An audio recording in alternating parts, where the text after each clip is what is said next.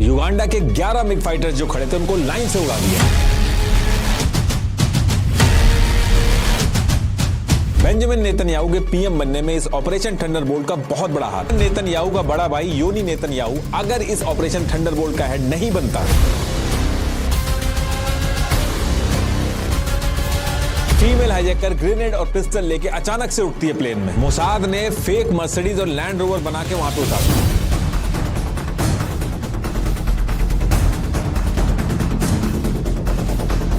ईदी अमीन को थोड़ा फुसलाया गया कि तुम्हें नोबेल पीस प्राइज दे दिया जाए। ये आदमी तो इंसानों का मांस खा रहा है। लेक विक्टोरिया में बड़े बड़े मगरमच्छ हैं तो वहां मोसाद पहुंचेगा कैसे? 4000 किलोमीटर दूर अंडर द रडार जाके लाइट्स बंद करके 2 इंजन ऑफ करके ये सारे के सारे उतरते। पहले तो यहां से इजरायलियों को उठा के अलग कर।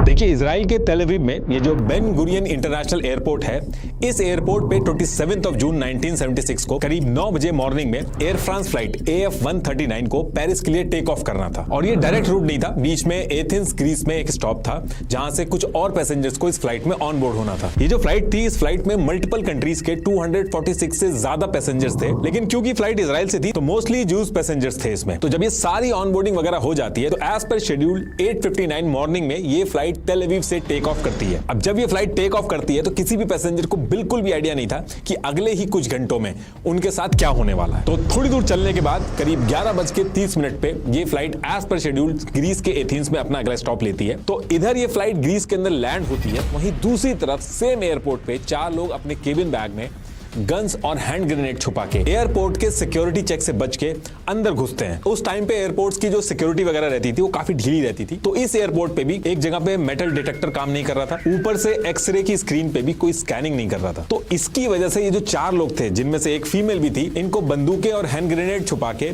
एयरपोर्ट में एंट्री मिल जाती है। अब एंट्री लेने के बाद सेम फ्लाइट AF139 जो अभी लांड हुई थी उसमें ये चारों एंट्री ले लेते हैं। और जितने टाइम ये फ्लाइट एयरपोर्ट पे रुकी उतने टाइम में 38 ट्रांजिट पैसेंजर्स इस फ्लाइट से उतरे और करीब 58 पैसेंजर्स इस फ्लाइट पे चढ़े। इन 58 में से ये 4 आतंकवादी भी थे जो इस फ्लाइट में चढ़ गए थे और थोड़ी देर बाद ही इस प्लेन को अभी हाईजैक करने वाले थे। ये 4 आतंकवादी जब इस प्लेन में घुसे थे तो एकदम नॉर्मल पैसेंजर की तरह 2 आतंकवादी फर्स्ट क्लास में जाके बैठ जाते हैं और 2 इकोनॉमी क्लास में जाके बैठ जाते हैं। तो अभी तक 12 बज चुके थे और इस फ्लाइट को पेरिस के लिए निकलना था।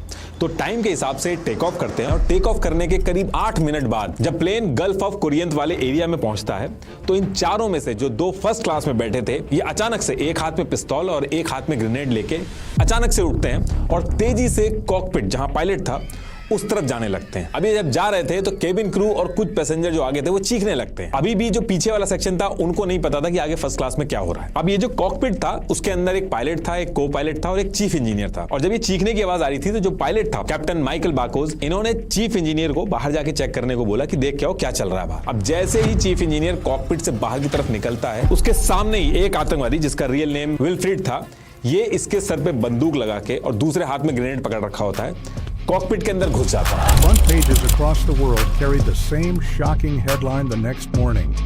Air France Flight 139 diverted, passengers held, and an international crisis unfolding.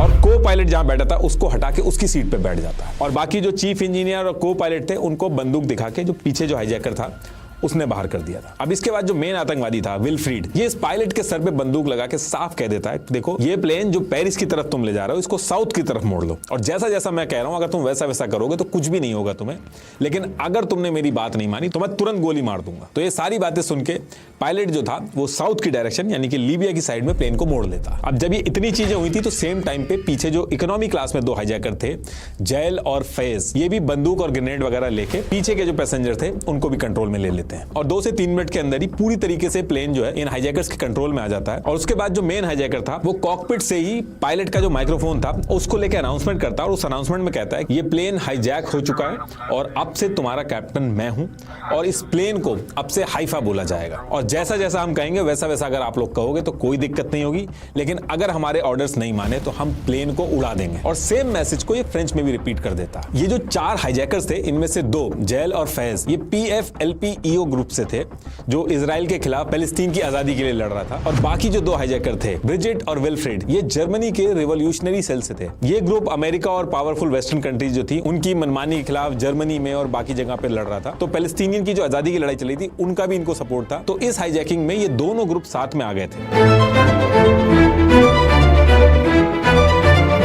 क्योंकि इन दोनों ग्रुप के जो लोग थे वो दुनिया की अलग अलग जेल में बंद थे, जिसमें सबसे ज्यादा इजराइल की जेल में बंद थे। तो उनको छुड़वाने के लिए ये 4 हाईजैकर्स ने इस प्लेन को हाईजैक किया था। अभी आगे अपनी सारी डिमांड्स भी रखेंगे, अभी आएगा आगे। अब इसके कुछ देर तक प्लेन एज इट इज चलता है और फिर 3 बजते हैं और 3 बजे ये प्लेन बेनगाजी लीबिया जो था उसके एयर स्पेस में पहुंच जाता है और एयर स्पेस में पहुंचने के बाद पायलट जो था वो लीबिया का जो ATC था उसको सारी सिचुएशन बताता है कि ऐसे ये प्लेन हाईजैक हो चुका है और प्लेन के अंदर तेल भी ज्यादा नहीं बचा है, लीबिया के अंदर लैंड करवाने के अलावा ज्यादा ऑप्शंस है नहीं वरना क्रैश भी हो सकता है। तो थोड़ी देर डिस्कशन के बाद इस प्लेन को बेनगाजी लीबिया में लैंड करने की परमिशन मिल जाती है। अब लैंड करने के बाद ये जो हाईजैकर्स थे ये ज्यादा डरते नहीं है, आराम से प्लेन से निकलते हैं, लीबिया के कुछ ऑफिसर्स आते हैं उनसे मिलते हैं और फिर प्लेन के अंदर जो पैसेंजर्स बैठे थे उनको कुछ खाने के लिए दिया जाता है। उनमें से एक हाईजैकर प्लेन में घुस के सारे पैसेंजर के पासपोर्ट और डॉक्यूमेंट लेके वीजा की जो स्टैंपिंग होती है वो करने लगता है।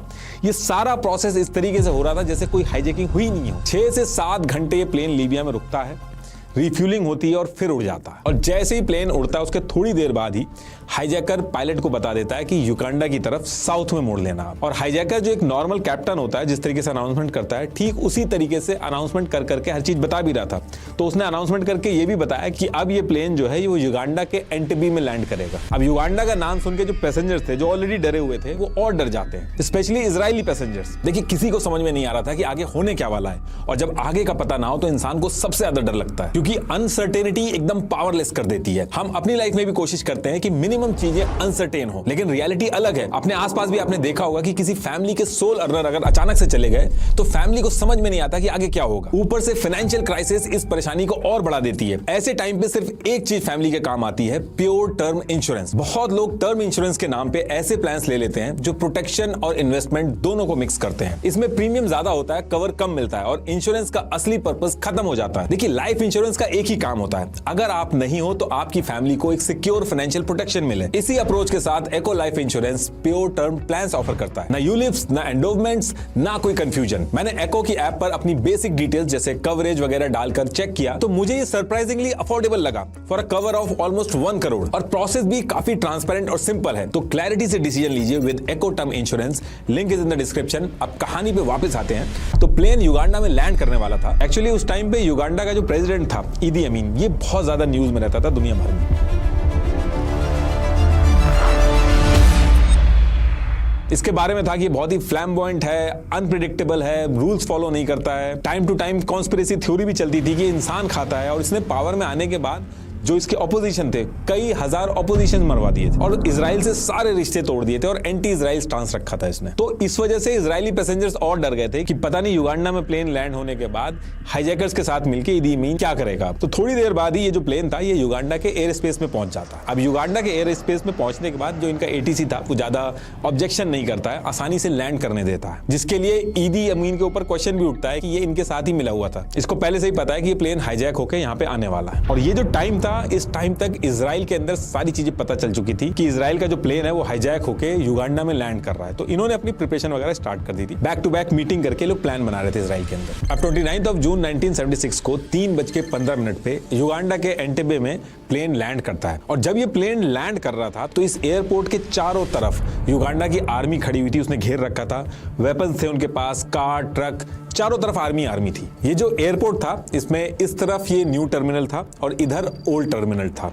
जो न्यू टर्मिनल था उसके बनने के बाद ये जो ओल्ड टर्मिनल था इसका यूज कम हो रहा था। ओल्ड टर्मिनल वाला जो एरिया है ये बहुत इंपॉर्टेंट है, यहीं पे सारी चीजें होनी है। अब युगांडा के एंटेबे में प्लेन लैंड होने के बाद हाईजैकर ये जो ओल्ड टर्मिनल वाला एरिया था इसके अंदर जाते हैं, युगांडा के ऑफिसर से बात करते हैं और हैरानी की बात यहाँ पे ये थी कि 3 और PFLP के आतंकवादी इनको ज्वाइन कर लेते हैं। तो ये जो 4 हाईजैकर्स थे, अब टोटल 7 हाईजैकर हो चुके थे। अब ये 3 यहाँ कैसे पहुंचे, इनको रोका क्यों नहीं गया, ये अभी किसी को नहीं पता। अब इसके थोड़ी देर बाद ये लोग सारे पैसेंजर्स को प्लेन से लाइन बना के उतारते हैं और ओल्ड टर्मिनल की तरफ ले जाते हैं। और जब ये सारे पैसेंजर्स जा रहे थे तो दोनों तरफ युगांडा की आर्मी और हाईजैकर्स गार्ड कर रहे थे और उसके बीच में से सारे पैसेंजर्स ओल्ड टर्मिनल की तरफ जा रहे थे। और ओल्ड टर्मिनल के अंदर एक वेटिंग हॉल था, वहां पे इन सारे पैसेंजर्स को पहुंचा दिया जाता है। और ऐसा नहीं है कि हॉल में पहुंचने के बाद हाईजैकर्स इन पैसेंजर्स को संभाल रहे थे। युगांडा की आर्मी ने एक रिलीफ टीम बना दी थी। जब हाईजैकर्स ऊपर जाके रेस्ट कर रहे थे तो वो लोग इन पैसेंजर्स को संभाल रहे थे। और इसके थोड़ी देर बाद ईदी अमीन जो था वो हॉल के अंदर आता है, सारे पैसेंजर्स को स्पीच वगैरह देता है। बेसिकली ईदी अमीन इस टाइम पे ऐसा बताना चाह रहा था कि वो एक मीडिएटर है और मजबूरी में ये सब करना पड़ रहा है उसको ताकि पैसेंजर्स सेफ रहें। अब इसके थोड़ी देर बाद, ज्यादा वेट नहीं करते हैं हाईजैकर्स, वो अपनी डिमांड की एक लिस्ट बनाते हैं। इनकी डिमांड में ये था, इनके ग्रुप के जो 53 लोग जेल में बंद हैं, जिसमें से 40 इजराइल की जेल में बंद हैं और बाकी फ्रांस, जर्मनी, कीनिया और स्विट्जरलैंड की जेल में बंद हैं, इनको तुरंत छोड़ दिया जाए। इनको $5 मिलियन दिए जाए। जैसे ये इनको मिल जाएगा, ये सारे पैसेंजर्स को छोड़ देंगे। और ये सारी डिमांड देने के बाद 1 जुलाई दिन में 2 बजे तक का टाइम दिया, यानी कि डेडलाइन दी इनको कि अगर इस टाइम तक ये सारी चीजें नहीं हुई तो सारे पैसेंजर्स को ये मार देंगे। तो फिर सेम डे यानी कि 29 जून 1976 को ये सारी डिमांड युगांडा की गवर्नमेंट के थ्रू इजराइल और बाकी कंट्रीज के पास पहुंच जाती है। अब ये करने के थोड़ी देर बाद ही हाईजैकर सारे पैसेंजर्स के पासपोर्ट लेके उनके नाम अनाउंस करते हैं। जो लोग जूस थे, इजराइल से थे, उनको सेपरेट एक ग्रुप में कर रहे थे और जो नॉन इजरायली थे उनको एक ग्रुप बना के अलग कर दिया था। जितने जूस और इजरायली थे उनको दूसरे हॉल में शिफ्ट कर दिया गया था। सारे के सारे इजरायली एक तरफ हो गए थे, लेकिन एक इजरायली था जिसके पास ड्यूअल सिटीजनशिप थी, तो वो नॉन इजरायली पासपोर्ट पे ट्रैवल कर रहा था, तो वो अकेला एक बच गया था। वरना सारे के सारे इजरायली भले यूएस सिटीजन हो, लेकिन अगर वो जू है तो उसको भी ये इजराइल वाले ग्रुप में ही डाल रहे थे। तो इस तरीके से इन्होंने सारे पैसेंजर्स को 2 ग्रुप में बांट लिया था। बस एक पैसेंजर उस टाइम पे बहुत ज्यादा बीमार हो गई थी, तो उसको उसी टाइम पे युगांडा की सिटी में एक हॉस्पिटल था, वहां पे ट्रांसफर कर दिया गया था। बाकी सारे पैसेंजर्स यहीं थे। और ये जो पैसेंजर हॉस्पिटल में गई थी, ये इसके हॉस्पिटल में जाना बहुत ज्यादा भारी पड़ेगा इसके ऊपर। ये भी आगे बताऊंगा मैं आपको कि क्यों ऐसा कह रहा हूं। अब इसके बाद काफी देर तक कुछ नहीं होता है, फिर रात हो जाती है। नेक्स्ट डे आता है 30 जून 1976। इस दिन ये जो नॉन इजरायली ग्रुप था, जिसमें कुछ लोग बीमार थे, मदर्स थी बच्चों के साथ, कुछ सीनियर सिटीजन थे, उनको एक प्लेन में बैठा के पेरिस भेज देते हैं। 12 क्रू मेंबर भी थे, उनको भी भेजा जा रहा था, लेकिन क्रू मेंबर जो थे उन्होंने मना कर दिया था कि वो अपने पैसेंजर्स को छोड़ के कहीं भी नहीं जाएंगे। अब हाईजैकर ने ये जो नॉन इजरायली पैसेंजर्स को पेरिस भेजा था, यही एक रीजन था जिसकी वजह से पूरा प्लान इनका फेल होगा और इनकी जान जाएगी। अभी आएगा आगे। अब युगांडा के अंदर हाईजैकर्स ये सारी चीजें कर रहे थे, वहीं दूसरी तरफ इजराइल के अंदर एकदम अलग माहौल था। वॉर रूम ब्रीफिंग से लेकर कैबिनेट लेवल मीटिंग तक पूरा security ecosystem, Mossad, Shin Bet, IDF के की planners, air force strategist, cyber units, intelligence analyst, सब दिन रात इन हाईजैकर से निपटने का प्लान बना रहे थे। और सेम टाइम में इन्होंने अलग अलग प्लान बना के मिलिट्री ड्रिल्स वगैरह जो होती है वो भी स्टार्ट कर दी थी।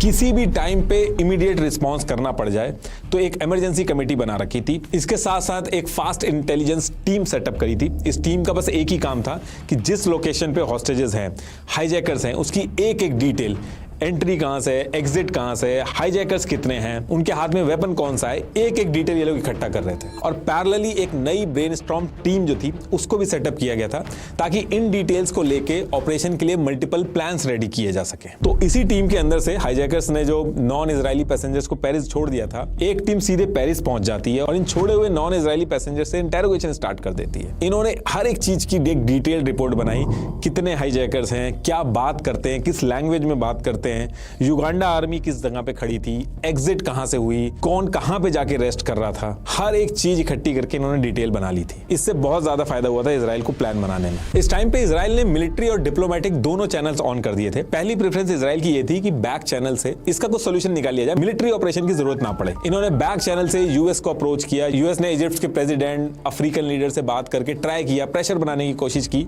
कि बिना किसी ऑपरेशन के हॉस्टेजेस जो थे उनको छुड़वाया जा सके। इनफैक्ट ये लोग पैलेस्टीनियन लीडरशिप के पास भी गए। पीएलओ के चेयरमैन यासिर अराफात, इनको भी रीच आउट किया। इनफैक्ट यासिर अराफात ने हाईजैकर से बात करने की भी कोशिश की, लेकिन हाईजैकर्स ने यासिर से बात करने के लिए साफ मना कर दिया। एक बहुत टाइम पहले इजरायली ऑफिसर था जो कि रिटायर हो गया था, बरूच बुरका। इसके बारे में यह था कि इसकी ईदी अमीन से बात होती थी और पुरानी दोस्ती भी थी। इजरायली गवर्नमेंट ने इसको बुलवाया, इसको बुला के ईदी अमीन से फोन पे नेगोशिएशन स्टार्ट करवाई। बरूच ने ईदी अमीन से फोन पे बात करके बहुत ज्यादा समझाया। बरूच ने बताया कि ये बहुत बड़ा मौका है तुम्हारे लिए, अगर तुमने कैसे भी करके इन पैसेंजर्स को छुड़वा दिया तो तुम दुनिया में हीरो बन जाओगे। इनफैक्ट ये भी लालच दिया गया कि नोबेल पीस प्राइज भी दिलवाया जाए, लेकिन ईदी अमीन माना नहीं। ईदी अमीन ने साफ एक ही चीज रिपीट की कि उसके हाथ में कुछ नहीं, वो ज्यादा कुछ कर नहीं सकता। जो चीजें ये लोग मांग रहे हैं, जो इनकी डिमांड है, उसको पूरी कर दो, वरना सच में सारे पैसेंजर्स को मार देंगे।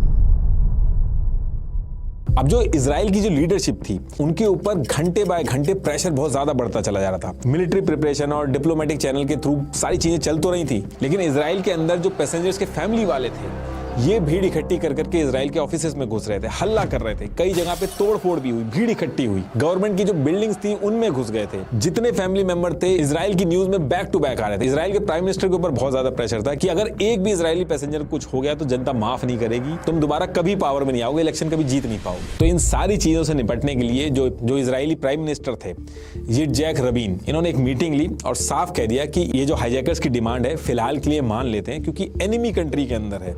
हम कोई भी मिलिट्री एक्शन या स्ट्राइक करेंगे तो दिक्कत होगी। ऊपर से ईदी अमीन जो है ये डबल गेम खेल रहा है। कुछ भी हम करेंगे तो ईदी अमीन वो अपनी कंट्री पे हाईजैकर्स की मदद करेगा, और हम अपने इजरायली सिटीजन की जान रिस्क पे नहीं डाल सकते इन प्रिजनर्स की वजह से।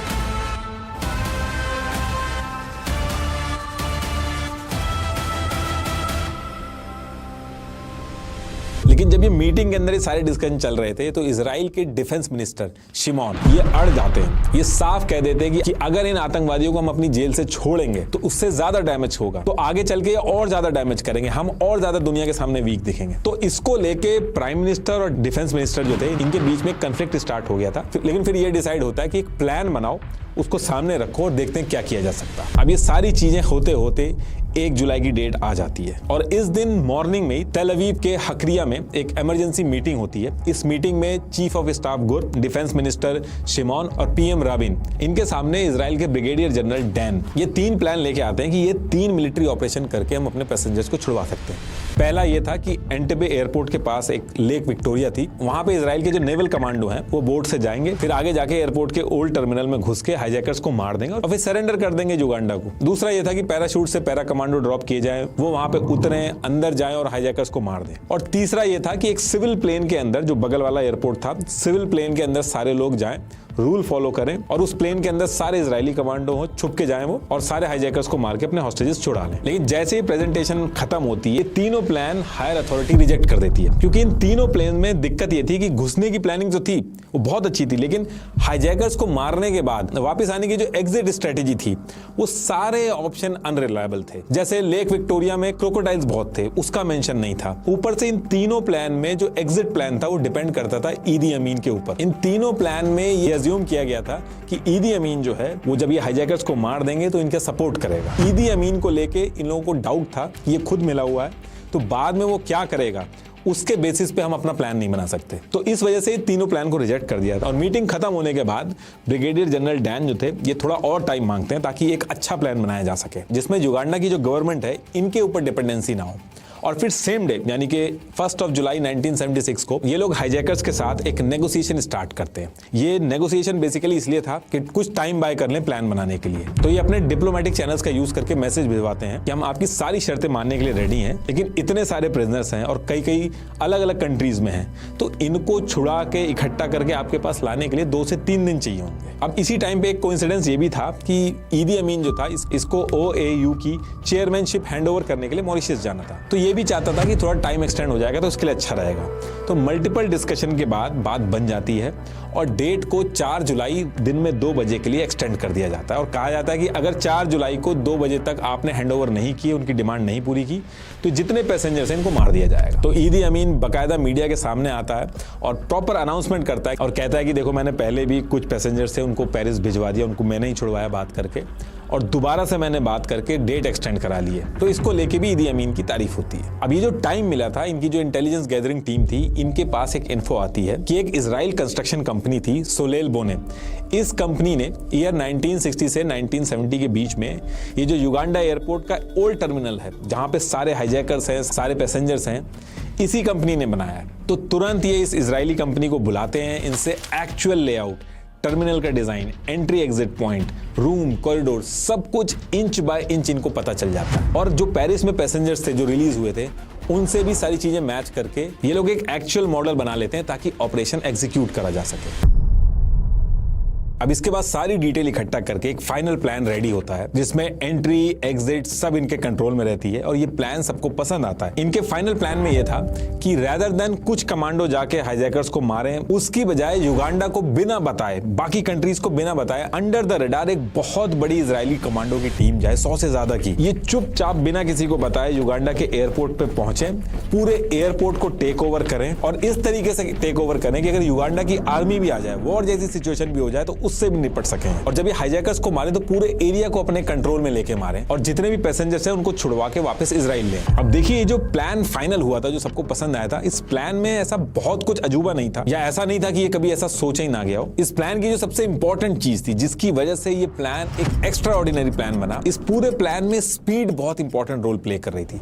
स्टेप बाय स्टेप एक स्पीड डिसाइड की गई थी कि सारा प्लान एक पर्टिकुलर स्पीड से एग्जीक्यूट किया जाए, तभी एक दुश्मन कंट्री में उसकी मर्जी के बिना जाके आप प्लान एग्जीक्यूट कर सकते हैं। इसीलिए ये जो ऑपरेशन था, इसका नाम रखा गया था ऑपरेशन थंडरबोल्ट।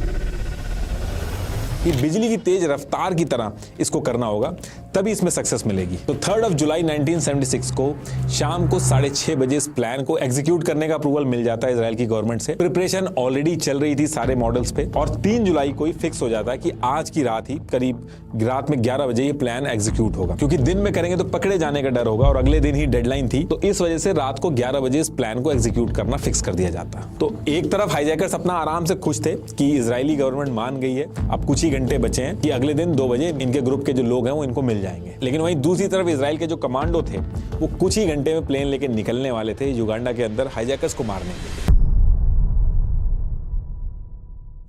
इस मिशन के लिए इजराइल ने 4 C-130 हरक्यूलिस प्लेन सेलेक्ट किए थे। इन प्लेन्स को इसलिए सेलेक्ट किया गया था क्योंकि ये खराब एयरफील्ड हो, फास्ट लैंडिंग करनी हो, टेक ऑफ करना हो, छोटे रनवे पे तेजी से टेक ऑफ करना हो, ये सारी चीजों में बहुत अच्छा था। और क्योंकि एक ऐसी कंट्री में जा रहे थे वहां से कुछ भी सपोर्ट नहीं मिलना था, तो इनको बहुत सारा सामान लेके जाना था, तो ये प्लेन जो था ये बहुत ही हैवी लोड भी उठा सकता था, उसके लिए बहुत बेस्ट था। इस प्लेन का बैक डोर खुल जाता था जिसमें बहुत ही फास्ट तरीके से लोडिंग अनलोडिंग हो जाती थी। ये पूरा जो मिशन था जो आगे एग्जीक्यूट होना था, इस मिशन के लिए मर्सिडीज और लैंड रोवर कार, इनका बहुत इंपॉर्टेंट रोल था। अभी आगे आएगा क्यों ये बहुत ज्यादा जरूरी थे। तो इन बड़ी बड़ी कार्स को भी ले जाना इस प्लेन के अंदर बहुत आसान था। ये स्टेल्थ प्लेन नहीं था, लेकिन अंडर द रडार जाते टाइम इनके पकड़े जाने के चांसेस बाकियों से काफी कम थे और यही सारे रीजन थे कि ये 4 प्लेन सेलेक्ट किए गए थे। अब देखिए, इजराइल से युगांडा की जो डिस्टेंस है वो 4000 किलोमीटर से भी ज्यादा है, तो इन प्लेन्स में कितनी भी रिफ्यूलिंग कर लेते, वापस आते टाइम एक जगह तो इनको रिफ्यूलिंग करानी ही पड़ती। तो इन लोगों ने सीक्रेटली केनिया से कुछ परमिशन ले ली थी कि ऑपरेशन पूरा होने के बाद रिफ्यूलिंग जो है वो केनिया से हो जाएगी। तो ये सारी चीजें सेट होने के बाद ये 4 प्लेन रात में 11 बजे के करीब शर्म अल शेख वाला जो एरिया था वहां से उड़ना स्टार्ट करते हैं। इनके पीछे 2 बोइंग 707 भी फॉलो करते हैं। एक बोइंग 707 जो था उसको केनिया में एज अ बैकअप की तरह रखना था। दूसरा जो था उसको ये टास्क दिया गया था कि अगर ऑपरेशन एकदम जब फाइनल स्टेज में होगा तो उस एरिया पे अगर जरूरत पड़ेगी तो नजर रखेगा। तो ये सारी चीजें सेट होने के बाद रेड सी से ये लोग इंटरनेशनल फ्लाइट वाला जो रूट था उसको पकड़ के आगे बढ़ते हैं और थोड़ी देर बाद जब आधे डिस्टेंस पे होते हैं तो अंडर द रडार एकदम लो एल्टीट्यूड पे उड़ते हैं। पहले यूथोपिया पहुंचते हैं, फिर केनिया, फिर लेक विक्टोरिया के थ्रू एंटिबी एयरपोर्ट की तरफ बढ़ना स्टार्ट कर देते हैं। प्लान इनका यह था कि चारों प्लेन में से एक प्लेन जो होगा वो सबसे पहले जाके लैंड करेगा और बाकी जो प्लेन है वो सिग्नल मिलने के बाद लैंड करेंगे। ये जो 4 C-130 प्लेन थे, इसमें जो पहला मेन प्लेन था जिसको सबसे पहले जाके लैंड करना था, इसमें मेन पैराट्रूपर की टीम थी जिनको एक्चुअल ऑपरेशन एग्जीक्यूट करना था ओल्ड टर्मिनल के हॉल में जाके। इस प्लेन के अंदर 29 लोगों की एक स्पेशल सरियत मतकल टीम थी जिसको योनी नेतन्याहू लीड कर रहे थे। ये योनी नेतन्याहू जो है अभी के जो इजराइल के प्रेसिडेंट हैं बेंजामिन नेतन्याहू, इनके बड़े भाई थे और ये जो ऑपरेशन अभी आगे एग्जीक्यूट होगा ये बहुत बड़ा रीजन रहा है जिसकी वजह से बेंजामिन नेतन्याहू इलेक्शन जीत के आगे प्राइम मिनिस्टर भी बने।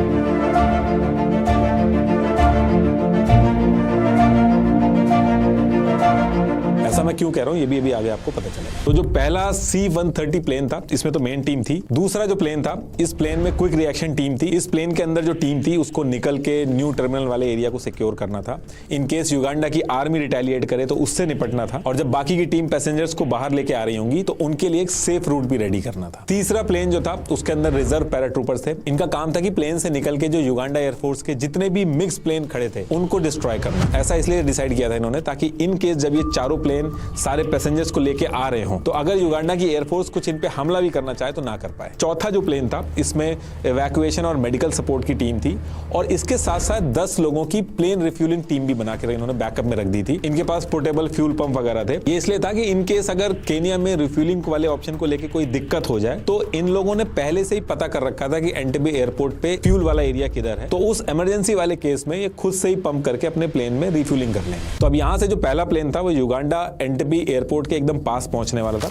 एक बार मैं आपको एयरपोर्ट का एक्चुअल लेआउट भी समझा देता हूं, तभी आपको पूरा ऑपरेशन समझ में आएगा। ये यहाँ पे ये न्यू टर्मिनल है और ये इसका न्यू रनवे है और यहाँ न्यू एटीसी टावर है और ये यहाँ पे है ओल्ड टर्मिनल। इसी ओल्ड टर्मिनल बिल्डिंग में सारे हॉस्टेजेस हैं और इसी जगह पे जो पूरा ऑपरेशन थंडरबोल्ट है वो कुछ ही मिनट में होने वाला है। उस टाइम पे ओल्ड टर्मिनल का यूज नहीं होता था, तो ये खाली रहता था, खाली हॉस्टेजेस, हाईजैकर्स और यही सब थे। ये यहाँ पे ये जो आप ओल्ड एटीसी टावर देख रहे हैं, इसके ऊपर युगांडा के जो सोल्जर्स थे ये तैनात थे और ये इसका ओल्ड रनवे है। इसके अलावा इसमें ये एक मिलिट्री रनवे भी है और ये यहाँ इसके साइड में युगांडा एयरफोर्स के 11 मिग फाइटर जेट्स खड़े हैं। इस पूरे एयरपोर्ट के साउथ में ये विक्टोरिया लेक है, यहीं से इजराइल ने अपने सारे प्लेन्स को एक एक करके लैंड करवाया था। तो अब यहाँ से ये प्लेन पहुंच गए थे इस एरिया के पास। Operation Thunderbolt has begun, marking a critical turn in the unfolding international crisis.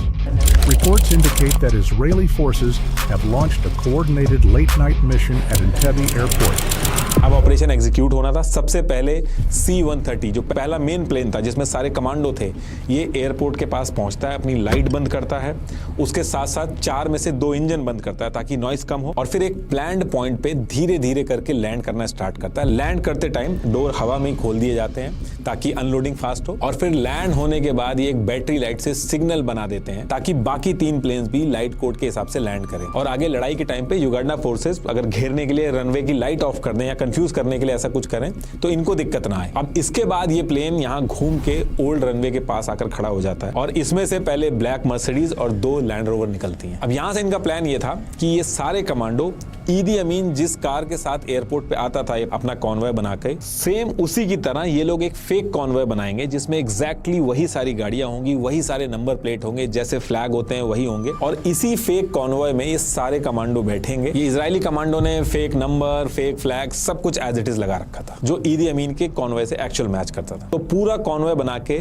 योनी नेतन्याहू और उनकी कोर टीम 29 कमांडो और 52 पैराट्रूपर इसमें बैठ जाते हैं और 30 सेकंड से 2 मिनट के अंदर ये सारी चीजें कंप्लीट कर लेते हैं और फिर ये फेक कॉन्वॉय बना के ओल्ड टर्मिनल की तरफ मूव करने लगते हैं। और जब ये धीरे धीरे आगे बढ़ रहे थे तो सेम टाइम पे बचे हुए 3 प्लेन जो थे इजराइल के वो भी रनवे पे एक एक करके लैंड कर रहे थे और इनमें से जो टीमें थी वो निकल के अलग अलग एरिया सिक्योर कर रही थी। जैसे एक न्यू टर्मिनल वाला एरिया था उसको सिक्योर किया, दूसरी टीम ने न्यू कंट्रोल टावर जो था उसको कंट्रोल किया। तो इस टाइम पे योनी नेतन्याहू ने जो फेक कॉन्वॉय बनाया था उसको 40 किलोमीटर पर आवर की स्पीड पे ही चल रहे थे, एग्जैक्टली जो ईदी अमीन जिस स्पीड से चलता था ताकि किसी को शक ना हो। लेकिन यहाँ पे एक बहुत बड़ी दिक्कत आ जाती है। ईदी अमीन हमेशा एक ब्लैक कलर की मर्सिडीज में आता था, तो इन्होंने भी अपने फेक कॉन्वॉय में एग्जैक्ट ब्लैक कलर की मर्सिडीज रखी थी सेम नंबर प्लेट के साथ। लेकिन 2 से 3 दिन पहले ईदी अमीन ने एक व्हाइट मर्सिडीज खरीद ली थी और 2 दिन से वो उसी मर्सिडीज में आ रहा था अपने कॉन्वॉय में। अब ये जो इंटेल था वो इजरायली कमांडो के पास नहीं था, तो ये लोग अपना फेक कॉन्वॉय बना के ओल्ड टर्मिनल से जब 300 मीटर की दूरी पर थे तो 2 युगांडा के जो सिक्योरिटी गार्ड थे उनको डाउट होता है कि 2 दिन से व्हाइट मर्सिडीज में ईदी अमीन आ रहा था, तो आज ये ब्लैक मर्सिडीज कैसे आ गई और वो भी रात में क्यों आई है। तो ये दोनों क्या करते हैं, इस कॉन्वॉय को रोक देते हैं। अब इजरायली कमांडो जो थे इनको साफ इंस्ट्रक्शन दिए गए थे कि इस पूरे प्लान में युगांडा की जो आर्मी ऑफिसर्स हैं उनको मारना नहीं है, बिल्कुल अवॉइड करना, वरना वॉर जैसी सिचुएशन हो सकती है। लेकिन जैसे ये सिक्योरिटी गार्ड रोकते हैं, ब्लैक मर्सिडीज जो थी उसमें पीछे वाली विंडो खुलती है और एक इजरायली कमांडो विंडो नीचे करके साइलेंस्ड गन से उसको मार देता है। लेकिन पीछे वाली जो रेंज रोवर थी इसके अंदर जो इजरायली कमांडो खड़ा था वो अनसप्रेस्ड फायर कर देता है, यानी कि बिना साइलेंसर वाली फायरिंग कर देता है दूसरे गार्ड पे। तो इसकी वजह से बहुत तेज आवाज होती है पूरे रनवे पे। तो इजरायली कमांडो जो थे वो भी डर जाते हैं कि अंदर जो हाईजैकर्स हैं, युगांडा की जो फोर्सेस हैं, ये अलर्ट हो जाएंगी। तो जैसे ही ये लोग इन दोनों को मारते हैं, ये पूरा जो कॉन्वॉय था उसमें सारी कार्स को वहीं छोड़ते हैं और मल्टीपल कमांडो के ग्रुप्स बना के ओल्ड टर्मिनल की तरफ बहुत तेजी से दौड़ के पहुंचने लगते हैं। 300 मीटर दूरी पर था तो जल्दी पहुंच जाता। अब जैसे ये पहुंचते हैं तो ओल्ड आईटीसी टावर के ऊपर जो युगांडा आर्मी थी वो इनके ऊपर घुसते टाइम फायरिंग स्टार्ट कर देती है। 2 टीम इनको जवाब देती है, इनसे निपटती है और इसी बीच में एक टीम रुकती नहीं है। जो यूनी नेतन्याहू वाली थी वो आगे ओल्ड टर्मिनल वाला जो मेन हॉल था वहां की तरफ घुसने की कोशिश करती है। स्पीड जो थी वो इस मिशन की सबसे इंपॉर्टेंट चीज थी, उसको ही ब्रेक नहीं करते। और जब ये यूनी नेतन्याहू घुस रहे थे तो पीछे से युगांडा के एक ऑफिसर ने गोली चलाई थी, तो वो इनको लग जाती है, तो इनकी जान वहीं पे चली जाती है। लेकिन कोई रुकता नहीं है। ऑपरेशन के शुरुआत होते ही मेन लीडर की डेथ हो जाती है, लेकिन ये लोग रुकते नहीं, डायरेक्ट अंदर घुसने की कोशिश करते हैं। जैसे ही अंदर घुस रहे थे, एक हाईजैकर बाहर की तरफ आता है, उसको ये वहीं पे मार देते हैं। अंदर ये घुसते हैं तो पैसेंजर्स तो रहते हैं, लेकिन 2 हाईजैकर्स भी रहते हैं, उनकी तरफ से फायरिंग होने लगती है, तो ये उनको भी मार देते हैं। इनको मारने के बाद इजरायली कमांडो मेगाफोन पे इंग्लिश और हिब्रू दोनों लैंग्वेज में चिल्लाते हैं स्टे डाउन, लेकिन इन सब के बाद भी एक पैसेंजर था वो खड़ा हो जाता है, तो इसको हाईजैकर समझ के इजरायली कमांडो जो है गलती से मार देते हैं। इस पूरी फायरिंग में 3 हॉस्टेजेस थे वो मारे जाते हैं। फिर इजरायली कमांडो हॉस्टेजेस से और भी पूछते हैं कि बाकी हाईजैकर्स कहाँ हैं। उसके बाद हॉस्टेजेस थे वो इशारा करते हैं कि कनेक्टिंग रूम में है, तो इनमें से कुछ इजरायली कमांडो उस रूम में जाके पहले ग्रेनेड मारते हैं और फिर अंदर घुस के बाकी हाईजैकर्स को भी मार देते हैं। टोटल जो 7 हाईजैकर्स थे, 4 जो मेन हाईजैकर थे जिन्होंने प्लेन हाईजैक किया था और 3 जो अभी युगांडा में ज्वाइन किया था, तो टोटल जो 7 हाईजैकर्स थे उनको मार दिया जाता है। इसके बाद ये लोग फर्स्ट फ्लोर पे जाते हैं, उसके बाद नीचे चेक करते हैं और फिर जैसे ये पूरा एरिया क्लियर कर लेते हैं, पैसेंजर इनके कंट्रोल में आते हैं, तो अपनी इंटरनल टीम को रेडियो के थ्रू मैसेज भेज देते हैं कि सारे हॉस्टेजेस को लेके बाहर निकल रहे हैं। टोटल 106 हॉस्टेजेस में से 3 क्रॉस फायरिंग में मारे गए थे। एक हॉस्टेज डोरा बलोच जो थी वो बीमार थी, तो वो युगांडा की सिटी हॉस्पिटल में थी, तो एक वो रह जाती है। बाकी 102 हॉस्टेजेस लेके इजरायली कमांडो धीरे धीरे करके बाहर निकलना चालू करते हैं। तो बाहर भी काफी फायरिंग ऑलरेडी चल रही थी। जो ओल्ड एटीएस टावर था वहां के जो युगांडा के आर्मी वाले थे उनको इन्होंने मार दिया था। ये उस टावर की ओरिजिनल इमेज है जहां से फायरिंग हो रही थी। इसमें आपको गोलियों के निशान भी दिखेंगे। अब इसके बाद ये लोग गार्ड बनाते हैं। सारे जो पैसेंजर्स थे उनको धीरे धीरे करके प्लेन में बैठा लिया जाता है और फिर ये इस वाले रनवे से आगे जाते हैं जहां युगांडा के मिक्स खड़े थे और इजरायली कमांडो जितने भी प्लेन्स खड़े थे युगांडा एयरफोर्स के, इस सब को डिस्ट्रॉय कर देते हैं। और इसके बाद ये चारों प्लेन सारे हॉस्टेजेस और यूनी नेतन्याहू की बॉडी को लेकर वहां से निकल जाते हैं। टोटल 53 मिनट में ये लोग उस एयरपोर्ट पे थे। 30 मिनट टोटल असॉल्ट चला, 7 के साथ हाईजैकर्स मारे गए, 45 युगांडा आर्मी के लोग मार दिए जहां इनको मना किया गया था कि एक को भी मत मारना। और फिर ये चारों प्लेन टेक ऑफ करके केनिया में लैंड करते हैं, वहां रिफ्यूलिंग होती है और फिर वापस ये लोग इजराइल के उसी बेन गुरियन एयरपोर्ट जहां पे सारे पैसेंजर ने 27 जून को पेरिस के लिए चढ़े थे, एग्जैक्टली वहीं लैंड करते हैं। ये वापस इजराइल बेन गुरियन एयरपोर्ट पे आने के बाद की इमेजेस हैं। अब इस ऑपरेशन के खत्म होने के बाद ईदी अमीन जो था वो बहुत गुस्सा हो गया था, तो उसने अपने आर्मी चीफ को भी अरेस्ट करा दिया था कि शायद ये भी मिला होगा इनसे, तभी ये लोग इतना कुछ कर पाए। और क्योंकि केनिया में रिफ्यूलिंग हुई थी तो ईदी अमीन केनिया के ऊपर भी रिटेलिएशन का सोच रहा था, लेकिन सारे मिक्स उड़ गए थे तो ये प्लान भी टल गया इसका। और जो एक हॉस्टेज थी डोरा बलोच जो बीमार होने की वजह से युगांडा के सिटी हॉस्पिटल में शिफ्ट कर दी गई थी, वो रेस्क्यू नहीं हो पाई थी। उसका काफी टाइम तक कुछ पता नहीं चला, फिर अचानक से खबर आई कि वो मर गई है। कई ब्रिटिश डीक्लासिफाइड डॉक्यूमेंट्स में इस चीज का मेंशन है कि उसको ईदी अमीन ने किडनैप करवाया और किडनैप करा के मरवा दिया इजराइल से बदला लेने के लिए। इस ऑपरेशन के कंप्लीट होने के बाद यूनी नेतन्याहू यानी कि योनातन नेतन्याहू ये अकेले कमांडो थे जिनकी जान गई थी। इजराइल में इनके लिए बहुत स्ट्रॉन्ग नेशनल सिंपैथी आ गई थी, नेशनल हीरो बन गए थे। ऑपरेशन का जो नाम था वो ऑपरेशन थंडरबोल्ट से चेंज करके ऑपरेशन योनातन कर दिया गया था। और फिर आगे चल के इनके जो भाई थे बेंजामिन नेतन्याहू, इनको भी इलेक्शन जिता के लोगों ने पीएम बनाया। अब भले ही काफी टाइम हो गया इस ऑपरेशन को, लेकिन आज की डेट में भी इसको सबसे बोल्ड और लॉन्ग डिस्टेंस रेस्क्यू ऑपरेशन बोला जाता है।